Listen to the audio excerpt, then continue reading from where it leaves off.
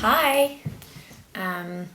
Okay, so I'm gonna start answering your questions. Hi. There are a lot of them, so I'm just gonna start now and keep going. The first question is, do you think the increased number of hormones circulating through the body of an intersex person leads to increased emotional distress they experience? Do you believe that their environment is a bigger factor? Well, I'm not a scientist, so I can't talk about the increased number of hormones circulating through the body and whether that could lead to additional emotional distress. But I would say, from what I know, I believe that environment is a much greater factor in the distress that intersex people experience, particularly how the medical profession treats them, and the fact that in most countries, surgery on their genitals, corrective surgery or cosmetic genital surgery, is performed on young children and can lead to repeat operations, absence of feeling, anorgasmia. And then apart from the medical profession, there's also the fact that we don't really talk about intersex in society that often, despite the fact that it's relatively common. And we have a very narrow idea of what gender is, that it's male or female, and not that it can be a spectrum of different things. Even with trans, it kind of gives the impression sometimes that there is a male and a female, and you have to, or a man and a woman, gender, and you have to pick which one you want to be.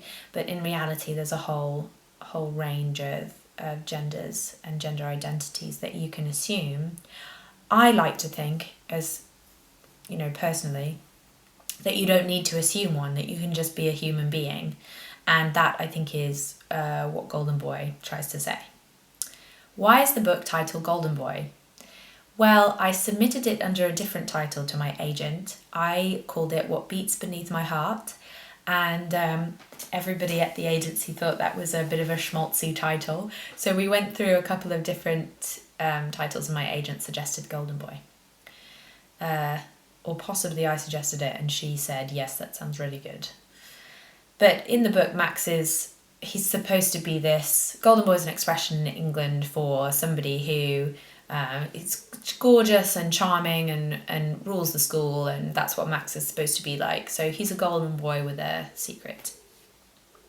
What influenced you to write a story about an intersex child?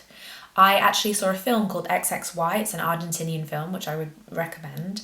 And I really enjoyed it, but I thought that it could be brought to a wider audience and discussed in a way that would